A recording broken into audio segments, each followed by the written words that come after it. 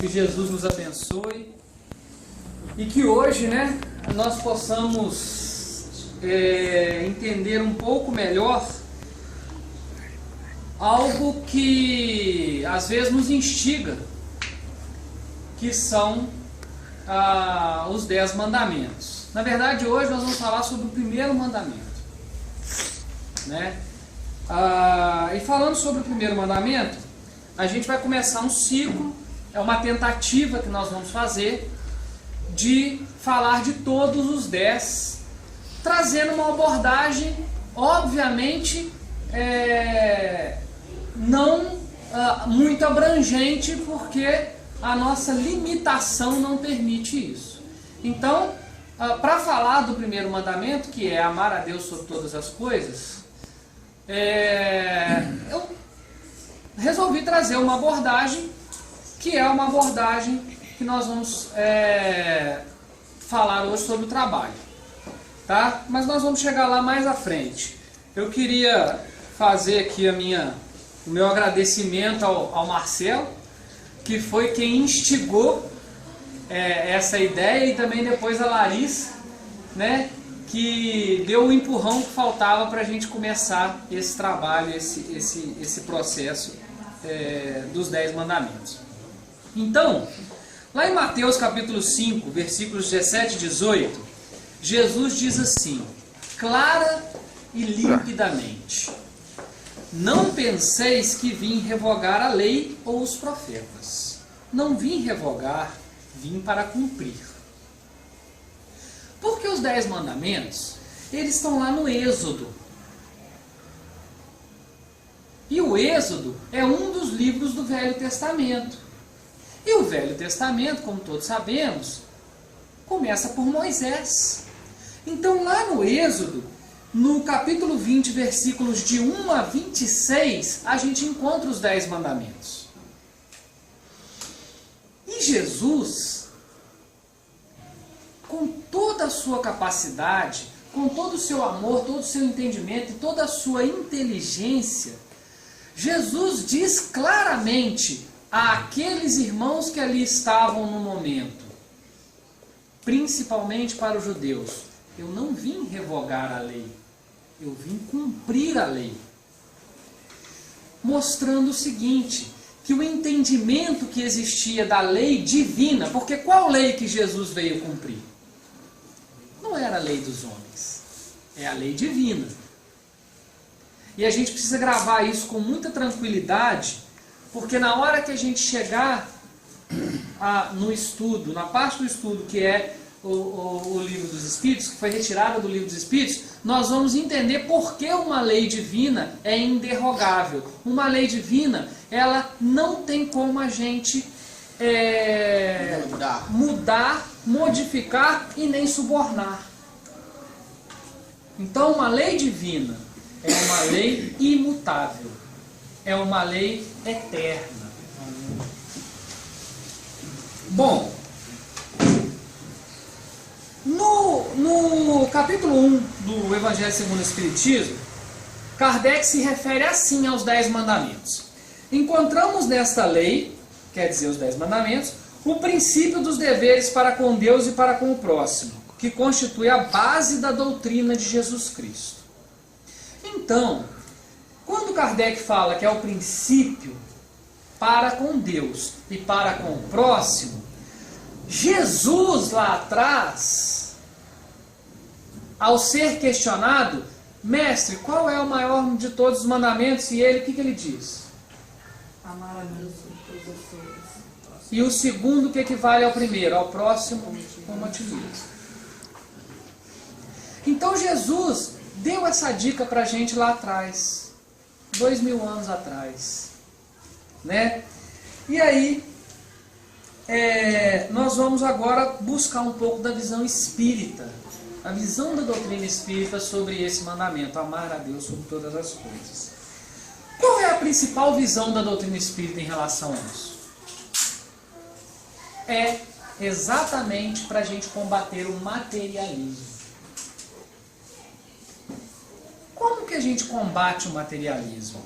Primeiro a gente precisa saber o que é o materialismo. Então, Em filosofia, o materialismo é o tipo de fisicalismo que sustenta que a única coisa da qual se pode afirmar verdadeiramente a existência é a matéria. Nada além da matéria pode-se afirmar que é verdade.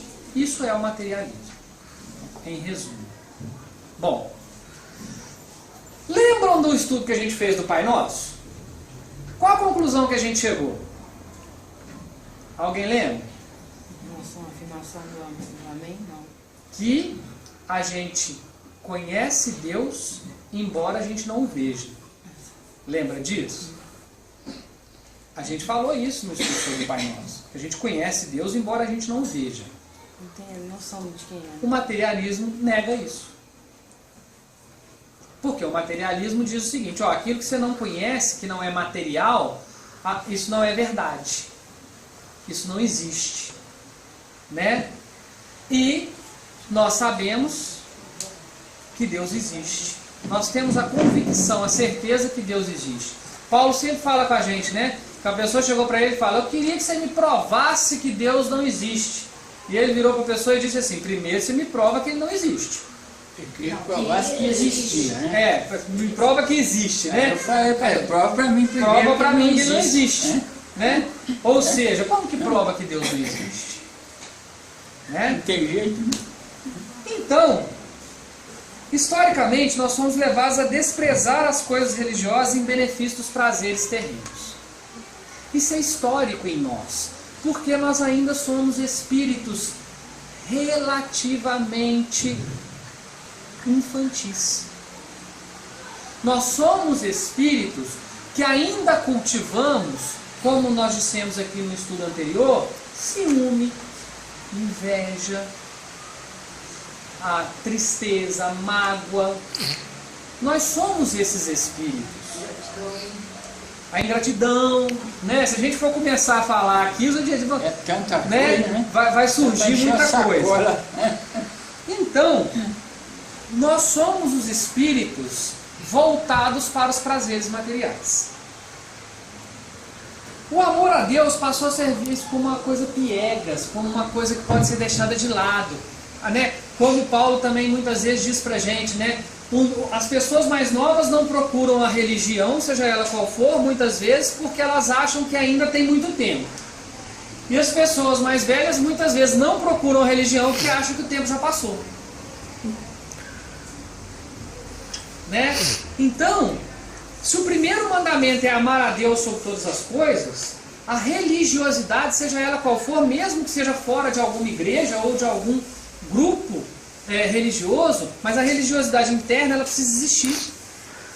Se ela não existir, nós estamos atropelando a primeira lei imutável, a primeira lei eterna, a primeira lei divina. Bom, amar a Deus não significa ficar glorificando Deus o dia inteiro, né? E sim praticar os ensinos fazendo ao próximo o que desejamos, ou seja, no fundo, respeitar as leis universais. E talvez, a principal forma que nós tenhamos de respeitar as leis universais seja através do trabalho. E esse é o enfoque que nós vamos dar aqui hoje no nosso estudo. Porque nós temos dois tipos básicos de trabalho. O trabalho material e o trabalho espiritual. O trabalho espiritual então é macumba? Não. Trabalho espiritual é aquele que a gente faz com desapego. Trabalho espiritual é aquele que a gente faz para tentar auxiliar, para tentar ajudar o próximo, nem que seja com um sorriso. Trabalho espiritual é aquilo que a gente doa sem esperar nada em troca. Então, este trabalho espiritual, Kardec, na pergunta 674 do Livro dos Espíritos, Na verdade, ele vai perguntar dos dois trabalhos, mas ele vai fazer uma pergunta interessante na pergunta 674. Ele vai falar o seguinte. Ele pergunta aos espíritos superiores: a necessidade do trabalho é uma lei da natureza? O que vocês acham que os espíritos respondem?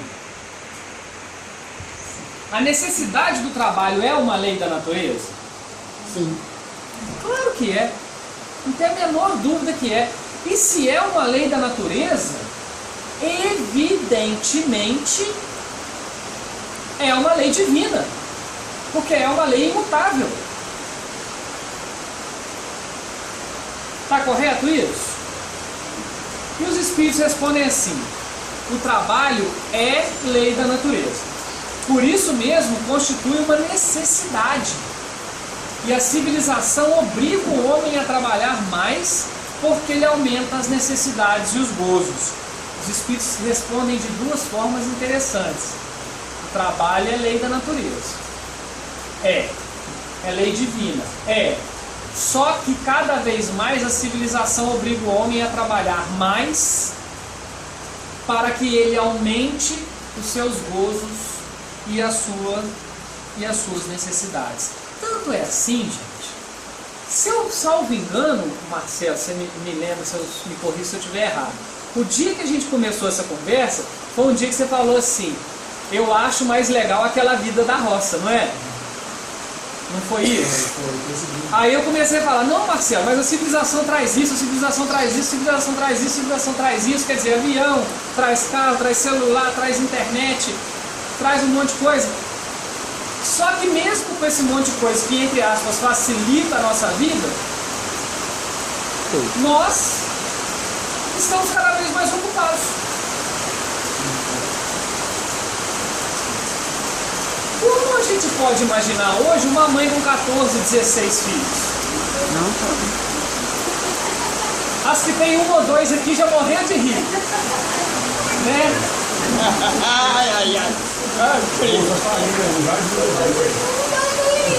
Bolsa Família.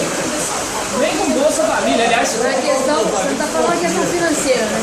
Não é questão financeira. A questão não é financeira, a questão é o tempo para cuidar. O tempo para cuidar. Né? Quem hoje imagina uma mãe com tempo para cuidar de 14, 16, 18 filhos como era antigamente? A Eliane não está aqui hoje, mas a Eliane fala um negócio engraçado. Foi sua avó, né? 16. A Eliane fala assim: minha avó passou metade da vida dela grávida. Ela saía do quarto porque era do lado grávida.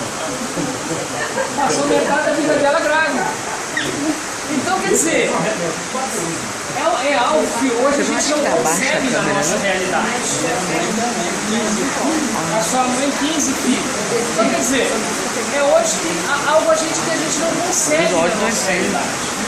A nossa se parar de filmar, eu filmo outro, filmo metade. Nós temos que viajar, se parar, nós temos que andar de cada carro, memória, entendeu? Nós temos que usar a internet, nós temos que entrar no WhatsApp, nós temos o Facebook.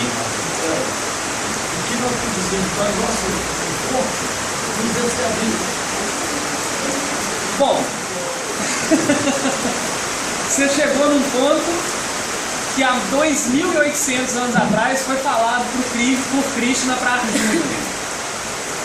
Porque o que o Dedé falou aqui?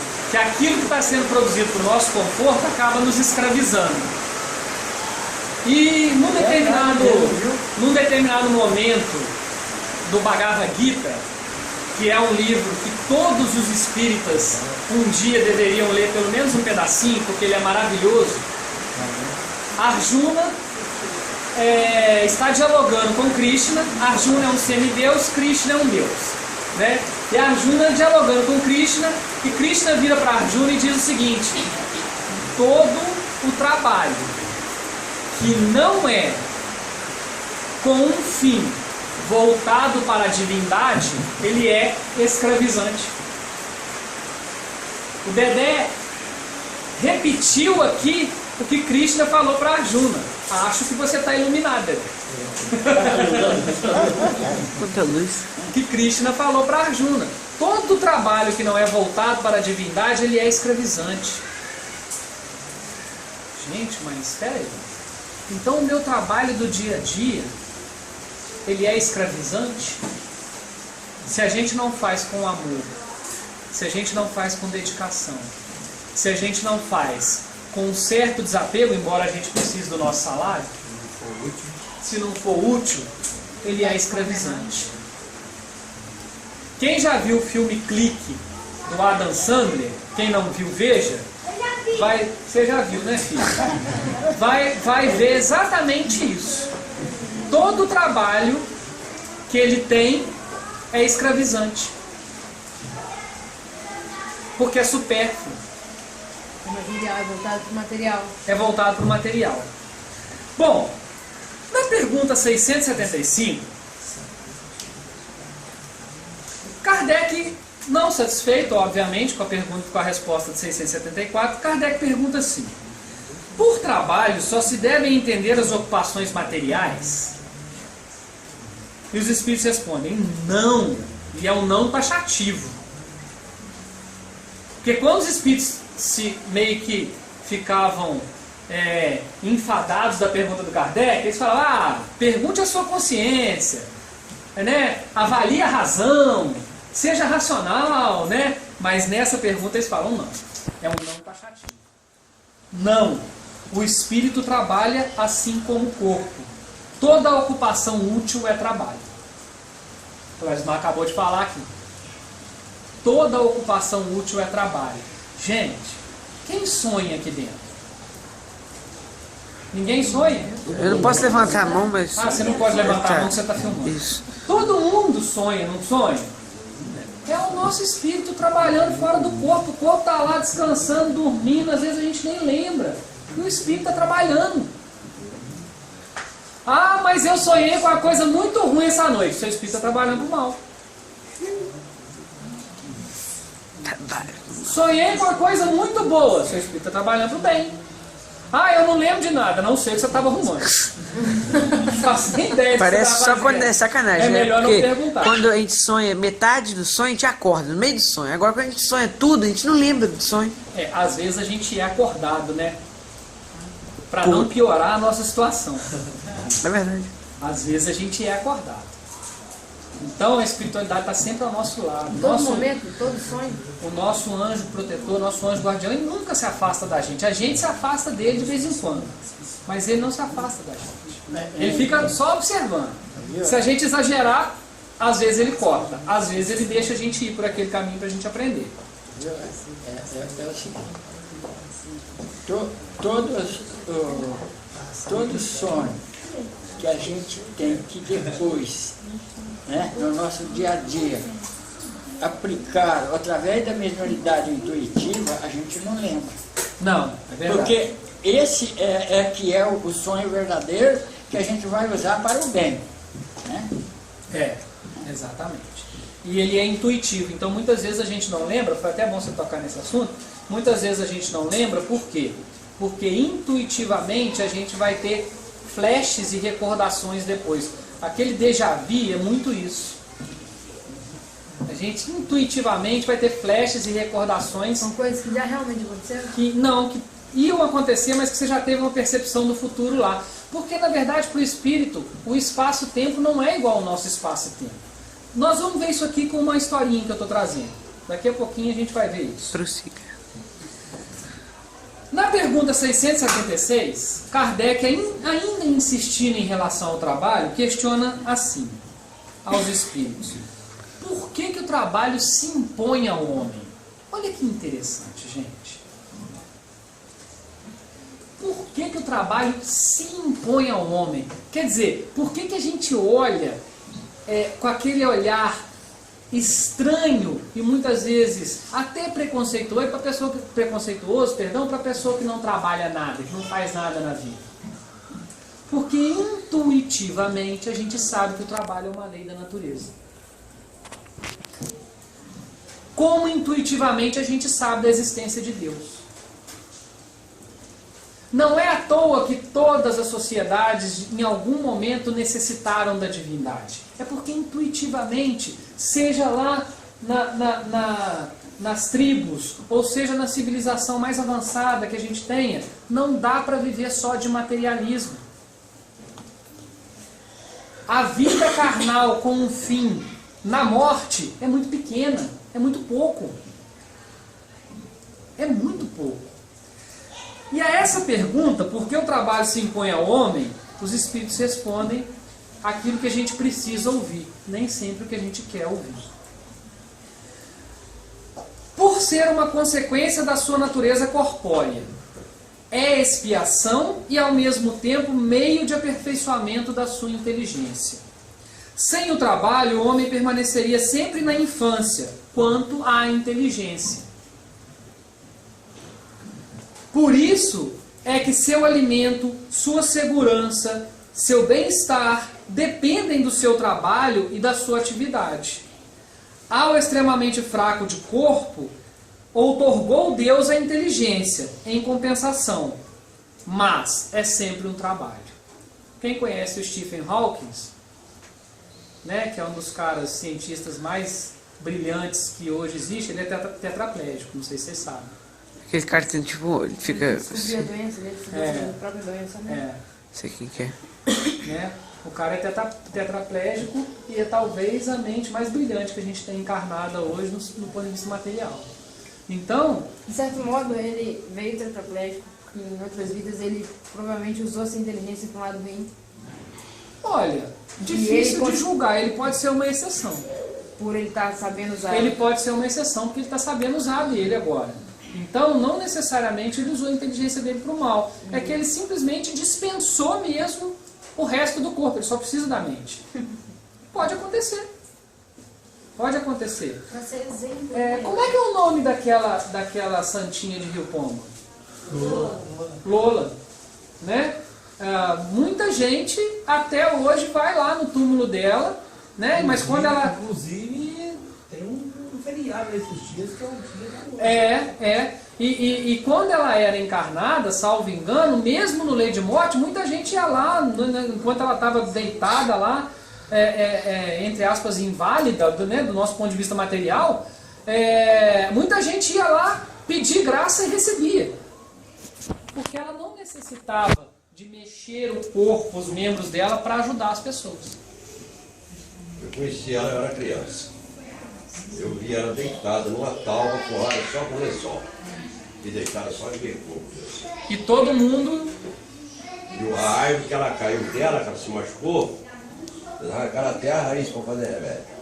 Quer dizer, né? E Imagina. ela só se alimentava de ósseo, né? Acho que tem isso também, ela só se alimentava de ósseo. Só se alimentava de Eu não ósseo. sei Mas eu já ouvi essa agora história se o também. dia dela lá em Rio Pombo. É feriado. É feriado. Ou seja, É um fenômeno. como que essa mulher trabalhava? Em espírito. Não era só na matéria. Né? Olha, coisa que o trabalho impõe sobre a pessoa. Porque antigamente se falava assim, me fala quem antes que eu direi quem é. Hoje se fala que se o seu trabalho, que eu direi quem você é. Porque você acaba colocando o seu trabalho à frente da sua própria vontade de fazer as coisas. O trabalho que te leva você a fazer maldade, injustiça ou bondade, conforme o seu trabalho. O trabalho está mandando, está sobrepondo o homem como ele de natureza. E uma coisa que eu acho importante ser colocada, Dele, se nós não trabalharmos, porque vejamos bem, gente, vamos raciocinar, porque o raciocínio é livre, né? E é bem-vindo. Qual que é o nosso objetivo? Não é a perfeição? Os Espíritos nos contam que nós estamos no meio do caminho. Ou seja, nós estamos exatamente no meio do caminho entre a animalidade e Deus. Né? Bom, não tá não. Boa notícia. A gente está no meio do caminho. Entre a animalidade e Deus. Né? Tá, isso vai levar alguns bilhões de anos. Mas tudo bem. Mas se o nosso caminho é a perfeição, a gente tem que aprender a fazer tudo. Porque perfeito é quem sabe fazer tudo. Correto? Então, se nós temos Jesus como modelo e guia, o único Espírito perfeito que passou aqui até agora foi Jesus. Por Porque senão nós teríamos outro modelo e guia, que não Jesus. Raciocínio claro? Então vamos a essa primeira história que eu vou contar para vocês. É uma história com E, porque não se sabe de onde ela veio. Mas ela é muito ilustrativa sobre o que é amar a Deus através do trabalho, ou não. Conta-se que um instrutor espiritual levou seu aprendiz desencarnado para as regiões umbralinas. Para o umbral. Nós já sabemos que o umbral é uma extensão da materialidade e que nós, tanto encarnados como desencarnados, alimentamos essa região de sofrimento com os nossos pensamentos. Isso nós já discutimos, né, algumas vezes aqui e está muito claro. Bom, assim, o pupilo, chegando a uma planície muito sombria, viu uma cena insólita. Havia ali dois espíritos. Um espírito rodava incessantemente uma roda. Incessantemente ele fazia esse movimento com uma roda. E ele está lá no umbral rodando a roda dele. E ele está lá rodando a roda. E o aprendiz espiritual olhando aquilo, né? Compulsivamente sem parar, ele não parava de rodar. E às vezes ele tentava parar para descansar, porque estava claro para aquele aprendiz que aquele movimento de rodar, de girar a roda, estava cansando, fatigando aquele espírito. E ele está lá.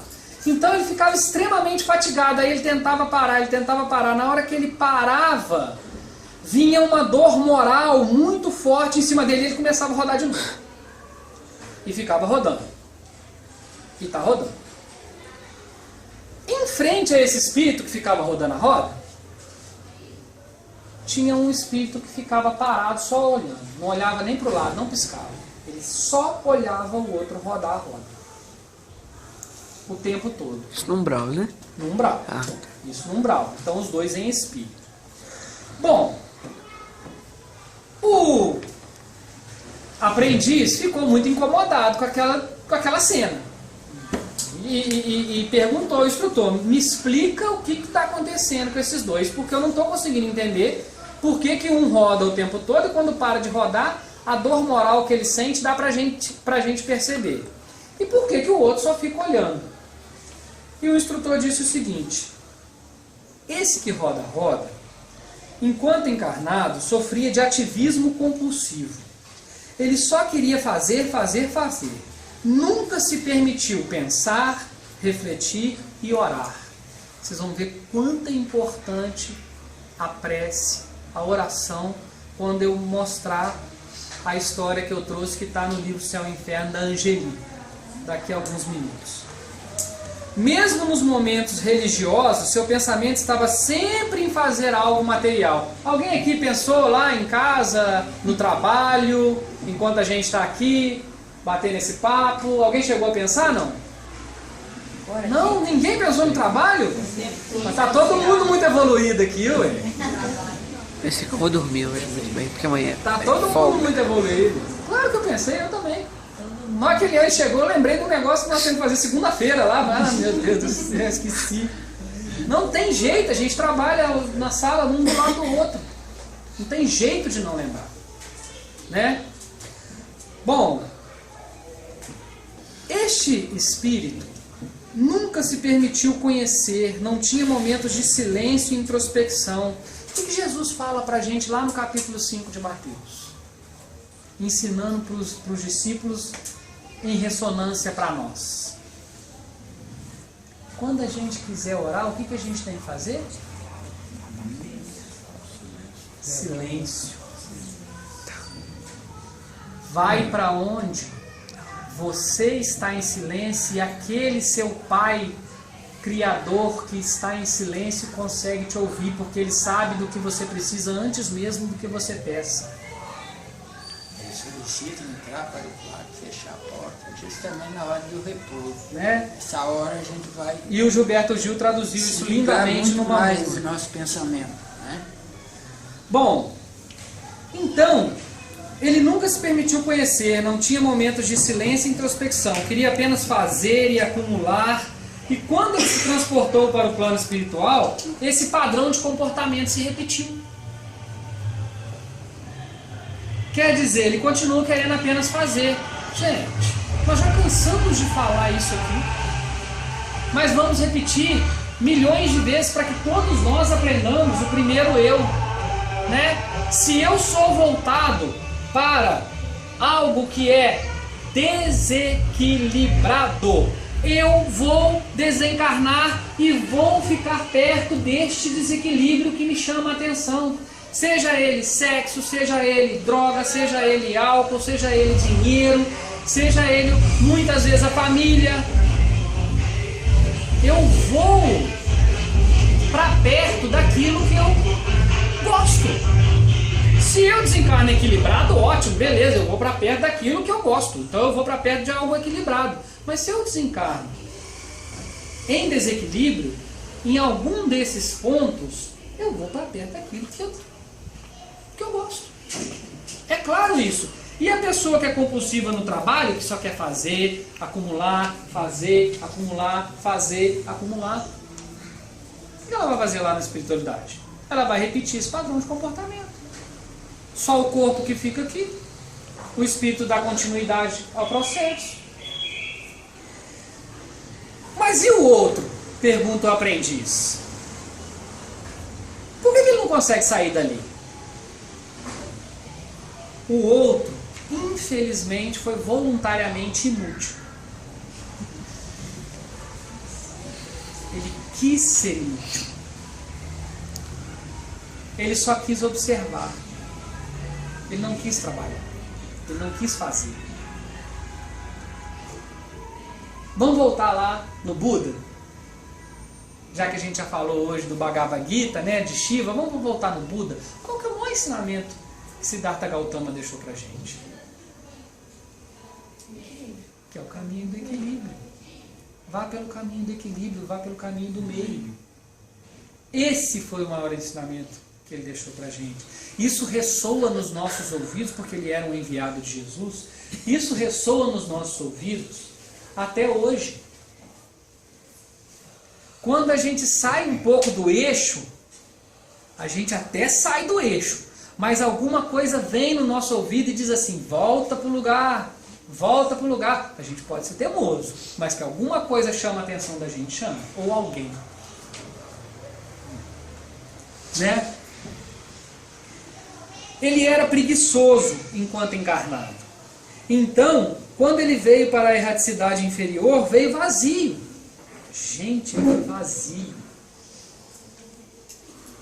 Com imensa apatia e não consegue até o momento sair dela. Em resumo, ele gostava de ver os outros trabalhar aqui e continuou lá. Eu não sei nem se ele gostava. Eu observava. Eu não sei nem se era, eu não sei se era uma questão de gostar. Era uma questão de não fazer. Era uma questão de não fazer. Aí de castigo ele ficou vendo o outro. Né? Aí de castigo, mas não é. Ele se castigou, né? Ele se castigou. Olha que castigo que ele se impôs. Coitadinho, né? Depois, no final,